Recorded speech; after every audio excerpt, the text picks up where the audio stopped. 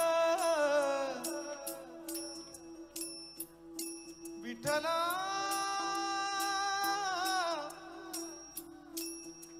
विठ्ठला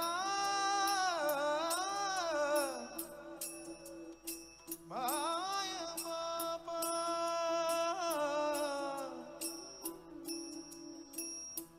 उजडी राहिले उजड होऊन निवृत्ती सोपान मुक्ताबाई निवृत्ती सोपान मुक्ताबाई निवृत्ती सोपान निवृत्ती सोपान मुक्ताबाई मुक्ताबाई इंद्रायणी काठी इंद्रायणी काठी इंद्रायणी काठी देवाची आनंदी लागली समाधी ज्ञानेशाची हो ज्ञानेशाची इंद्रायणी काठी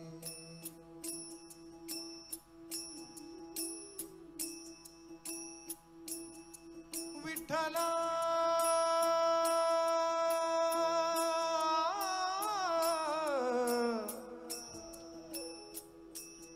माय बाबा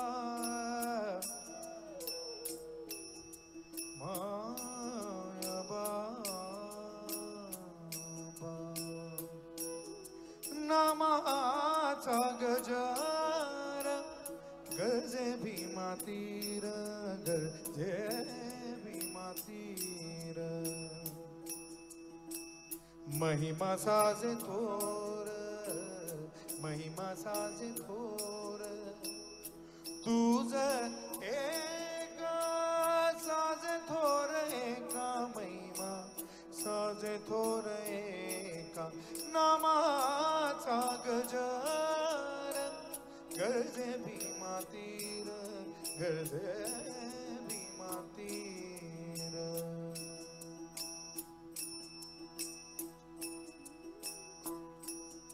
विठ्ठला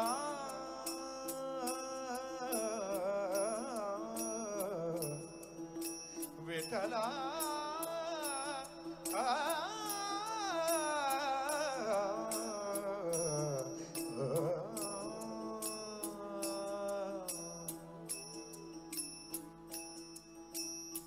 जन्मो जन्मी ऐसे मागितले तुझ जन्मो जन्मी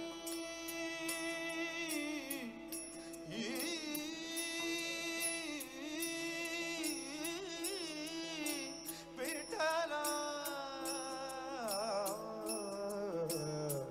विठ्ठला विठ्ठला जन्मो जन्मी ऐसे मागितले तुझ माझी सहज द्यावे आता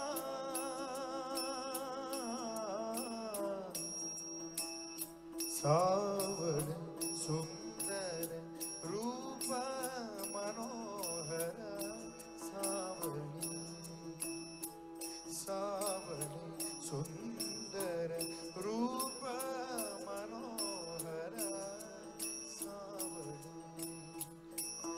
राहो निरंतर हृदय माझे सावणी सुंदर रूप मनोहर सावणी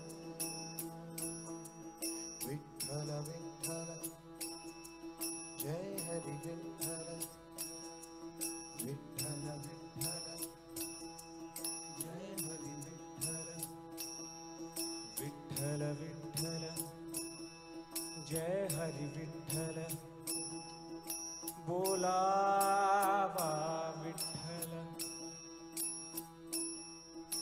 बोलावा विठ्ठल पहावा विठ्ठल विठ्ठल विठ्ठल जय हरी विठ्ठल विठ्ठल विठ्ठल जय हरी विठ्ठल बोलावा विठ्ठल पहावा विठ्ठल बोलावा विठ्ठल पहावा विठ्ठल करावा विठ्ठल जीव भाव करावा विठ्ठल जीव भाव बोलावा विठ्ठल पहावा विठ्ठल बोलावा विठ्ठल पहावा विठ्ठल करावा विठ्ठल जीव भाव करावा विठ्ठल करावा विठ्ठल जीव भाव बोलावा विठ्ठल विठ्ठल विठ्ठल विठ्ठल विठ्ठला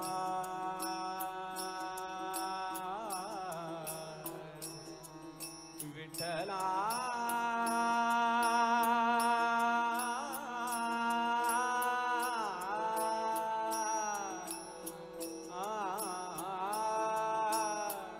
विठ्ठला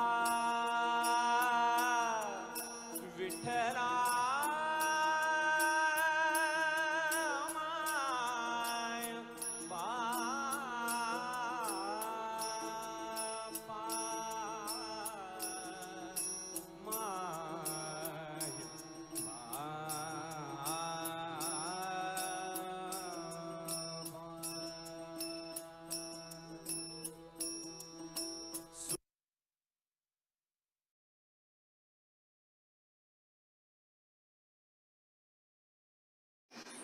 मास्टर्स नामदेव महाराजांनी आपल्या हृदयात विठ्ठलाला ठेवलंय. अगदी हळूवारपणे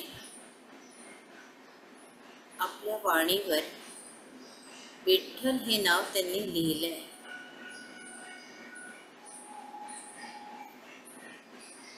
आणि आपल्या डोळ्यात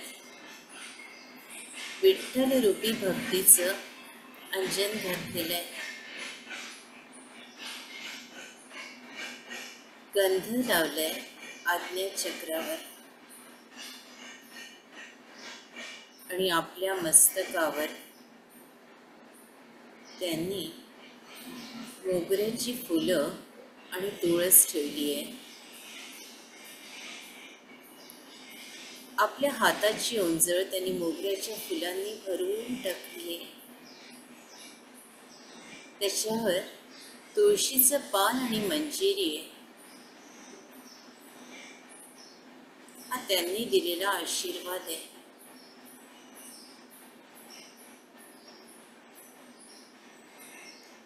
आज नामदेव महाराज प्रत्येकाला आशीर्वाद देत होते.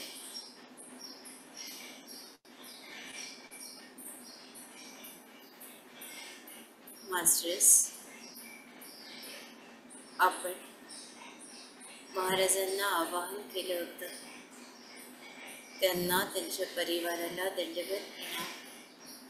संपूर्ण गुरुतत्वाला, सूर्यनारायण भगवंताला, रुक्मिणी मातेला आणि विठ्ठलाला दंडवत प्रणाम. इतकं डीप ध्यान आहे मास्टर आजचं. प्रत्येकाला जाणवतंय काहीतरी अद्भुत घडवून गेलेलं आहे.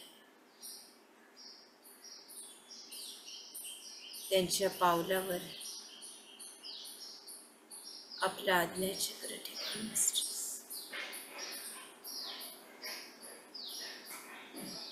आणि दंडवत करा.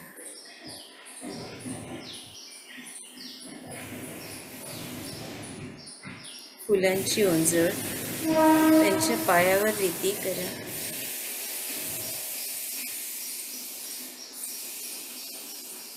काही प्रसाद रूपी फुलं आणि मंजिऱ्या घ्या.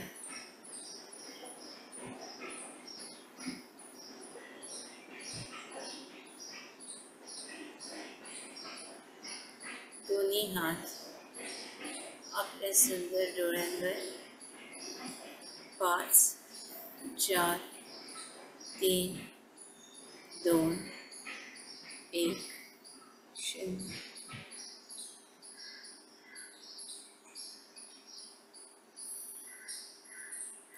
या विश्वाला आशीर्वाद द्या. या विश्वाचं कल्याण होतंय. या विश्वात सगळे ध्यानी, ज्ञानी आणि शाकाहारी आहेत. सगळे शेतकरी, शेतमजूर, कामगार, कारागीर, सैनिक, इथल्या स्त्रिया, मुली, आम्ही सगळी माणसं, गाई, वासरं, धरणी माता सगळे सुरक्षित आहेत, आनंदित आहेत. कल्याणमस्तु, कल्याणमस्तु, कल्याणमस्तु. तथास्तु, तथास्तु, तथास्तु. खूप ऊर्जा होती ना आज. बापरे. तुम्हाला बोलायचं असेल तर मी 5 मिनिट थांबते, अन्यथा रजा देते. हँड रेस करा. रोहिणीताई बघा.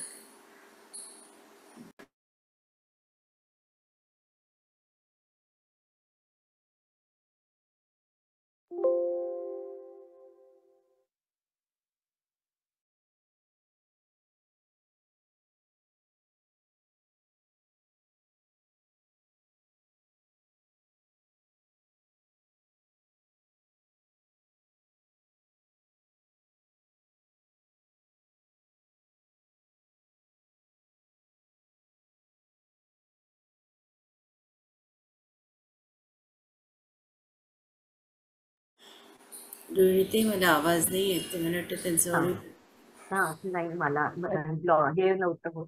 नमस्कार ताई. आज ती ऊर्जा एवढी होती ना की रोजच असते, पण आज असं जाणवत होतं की माझं शरीरच म्हणजे विठ्ठल आहे आणि मीच त्याच्यामध्ये आहे असंच मला वाटत होतं पूर्ण वेळ. आणि एवढा विठ्ठलाचा गजर चालू होता आणि वारी दिसत होती मला. इतकं सुंदर ना, म्हणजे आपणच विठ्ठल आहोत हे खूप मला आज जाणवलं ताई. खूप खूप धन्यवाद. खरंच आहे. अप्रतिम बोलता तुम्ही. आणि जेव्हा संपू नये त्याच्या आधीच ते संपतं. म्हणजे आम्ही आसुसलेलो असतो की पुढे काय पुढे काय. त्याच्या आधीच खूप गोष्टी करतात आणि थेट भेट परमेश्वराची. काय बोलणार ताई आम्ही कामात. कोटी प्रणाम. खूप छान ताई. राधिका ताई बोला. ऐकू येते. हो येते ताई. आत्मोनन ताई, आज खूप छान ध्यान झालं आणि ना असे स्पंदन जाणवत होते मला खूपच. आणि ते हे जे नामदेव मुक्ताबाई हे जेव्हा सुरू केलं तेव्हा मला रेडा दिसला आणि तो बोलतोय असं म्हणजे मला दिसत होतं. नंतर रंग पण खूप दिसत होते, जांभळा रंग नंतर सगळं म्हणजे. आणि दादा दिसले आज, पांडुरंग शास्त्री आठवले. ते खूप सुंदर ध्यान. अगदी तल्लीन झाले होते मी प्रत्येक गोष्टीमध्ये. धन्यवाद ताई. आत्मवंदन. मला वाटतं मी इथेच रजा घेते. Thank you very much. जय श्रीराम. सुरुवात केली.